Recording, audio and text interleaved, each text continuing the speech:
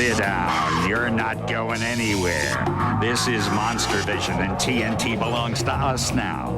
And we're showing more of the outer limits than any Earthling has ever seen in a single contiguous lump of cosmic discombobulation.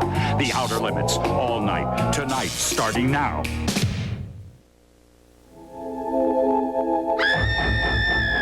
For some Outer Limits fans, the thing that hooked them in every show was the monster. Be they alien invaders or mutant beings, scary creatures meant good ratings. And that's the way the network wanted it. But when you watch episodes like Soldier or Demon with a Glass Hand, you'll see aliens that look a heck of a lot like humans. This is not a human being. He's from another planet, another solar system. He wants to kill me. Fantasy writer Harlan Ellison broke the monster mold with his unusual scripts. In fact, the aliens were supposed to look exactly like human beings, because when they come back in time, they don't want to disturb anything in time because it would alter the future. In Soldier, Michael Ansara and his enemy are future warriors with a bad case of time warp. He's from somewhere or some when that's completely outside our knowledge. He's a walking challenge. He's a walking bomb. I was writing an anti-war story.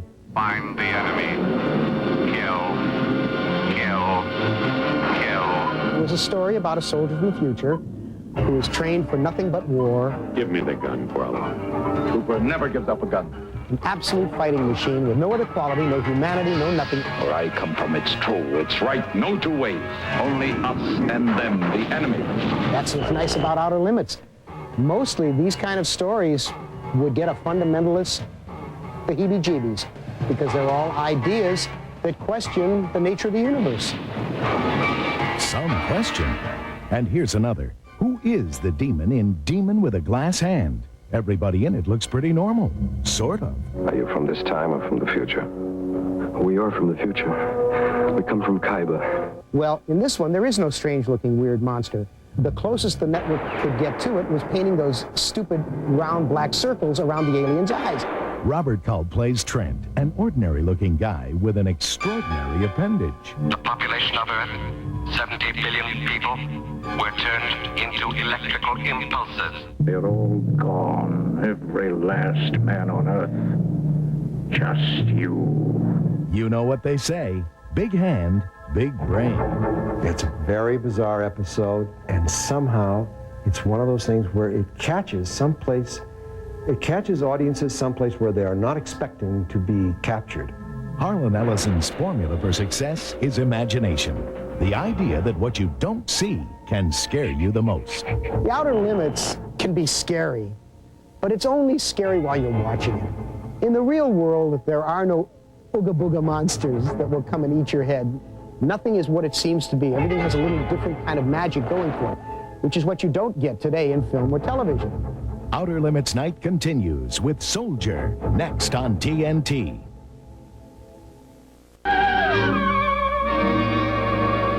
There is nothing wrong with your television set. Do not attempt to adjust the picture. In 1963, this mysterious voice beckoned us to travel to the outer limits for the first time. What we found there were sights and sounds never before experienced on television. While the Outer Limits stories were literate and compelling, it was their special effects and gruesome monsters that kept Americans awake at night. Do you know where you are? With a shoestring budget and a scant 6 days to shoot each episode, the technical crew of the Outer Limits required energy and ingenuity. For example, this alien's heavenly glow was created with a blob of Vaseline on a pane of glass held in front of the camera. I called it Demon with a Glass Hand. It's one of the last of the film noirs, because that was the way Byron Haskin shot it. It's dark, it's silhouetted, it's got shadows everywhere, and Culp is astonishing. The headgear looks like a rubber shower cap, which is what it is.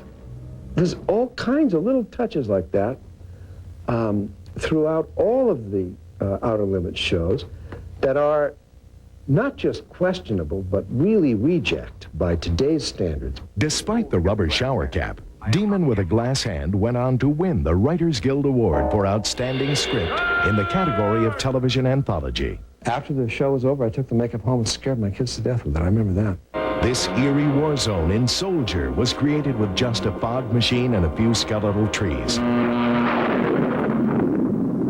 use of imagination is, I think, the best tool any human being can ever have. Run, Daddy! Run! Run! These aliens, including one played by Robert Duvall, have eyes that were crafted to look cat-like, an effect created to achieve an aura of benevolence. It's a long journey to my planet. It would be better to make it with a friend. A number of artists who began their careers with work on the Outer Limits went on to make their mark on the industry. Conrad Hall, the director of photography, won an Oscar for Butch Cassidy and the Sundance Kid, as did the makeup artist Fred B. Phillips for his work in Planet of the Apes. Not the end of the story.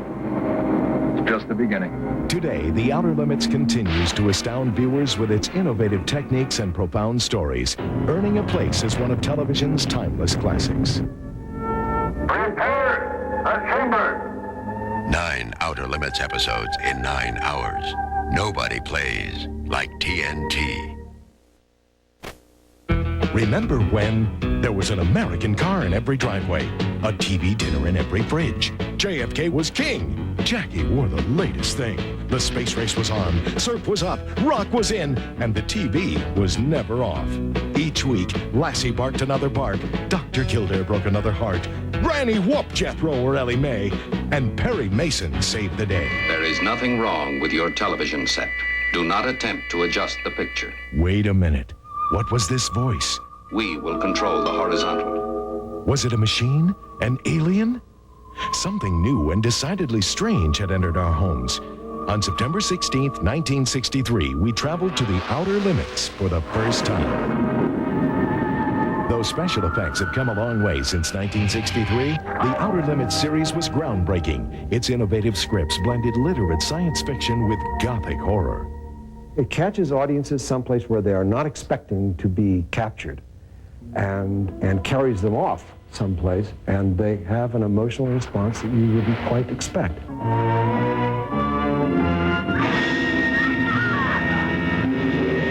TNT's Monster Vision presents a special Outer Limits marathon with tales so riveting and unimaginable, Americans may have trouble falling asleep at night.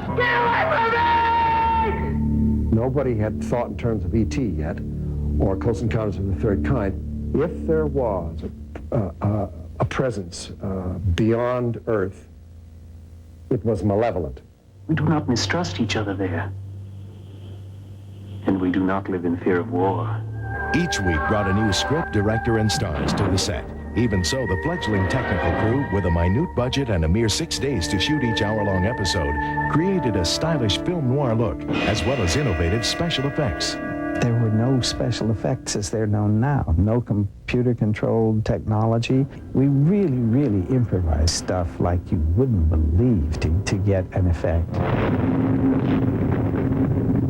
The Outer Limits shows, if they did nothing else, were done with considerable intelligence, and the subtexts that they proffered always had a message of high moral purpose and high ethical purpose. You are the last hope of mankind, Dread. Do not fail.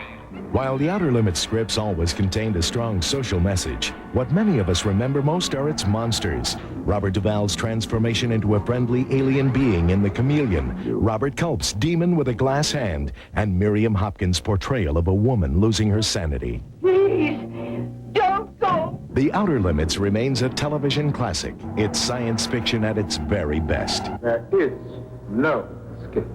9 Outer Limits episodes in 9 hours. Nobody plays like TNT.